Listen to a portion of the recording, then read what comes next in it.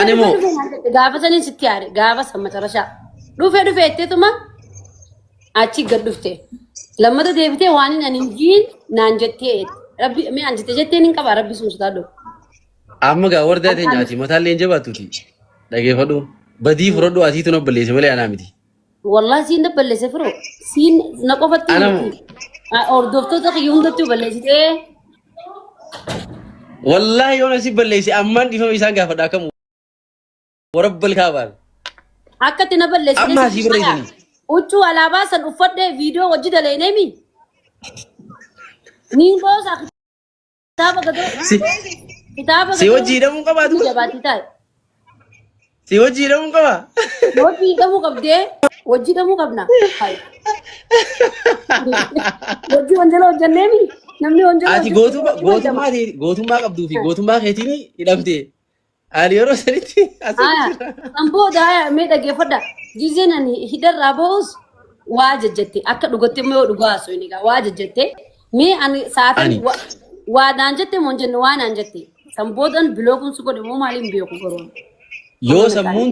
yoo sammuun teetuni firoon waan anja jettee ka fudhatu taate siin jeetiin jira wallahi laazim yoo ka akkasi fudhatu taate jechuudha sammuun maan teetu waan naan jaanin qaba wanaafeti waa waliin jennu ndaleeni ani numaan jaa dhugumatti hordaadha waan hin jaan injattu gaa sumaan na gaafatee bar akkanaan jette firootutu maarree godhee jettee laayif irra dubbattee waniin an godhe waan bareedaa malee waan fakkataa miti fakkeenyaaf namni hedduun waardaan eessa kuttee firoo anaafeetii wajjin turee miti waljin quba qabanii miti hay ummanni kun si jaalata si kabajaayee waan ati gootu irraa si dinqisiifata ummanni kun gisee si gaafate si barbaadu si jaalachuudha malee kun ammeenya qabu bari isaaniif ammoo bara waardaan teenya kan akkanatti jedhamte yoo njee kana faadha kan hin jee kuni badii dhaare kuni badii miti gaadee namni bar dhiiramee qaa jira dhiiramee qaa jira hoosoon hidhameetiin jira jiiti poosti na godhu juu ati maal barbisi godhe kan hidhamtellee kan hin siime ay siyaarsaa kun kunna naarsu nagaafachuu naarte maarree te si nagaafateera WhatsAppiin samboodan sitti yaare nagaafachuu hankee ani na beeyta jechuun ani uumama kiyyatti ni jettee sin qabu dhalaa wajjin isin ooru dhiiraa qabdu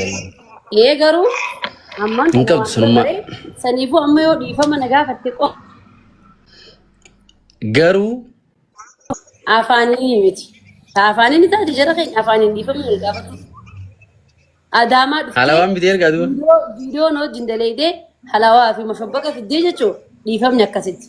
dhiifama akkana dhiifama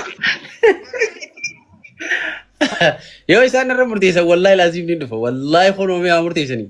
badii qabaa firoon haa dhufu yoo jaan ni dhufan 270 jira jara keenya warri likiyatan dhugaa warri dhugaatan dhugaadha yes jaa barreessa yes jaatii hunda keessan akkasii barreessa dhiifamni akkanatti goggoytutti online irra nama gaafata awoo yaawame amata lama sobina ammaas sobina warri koomantii dhaal dhuguma kanna amata lama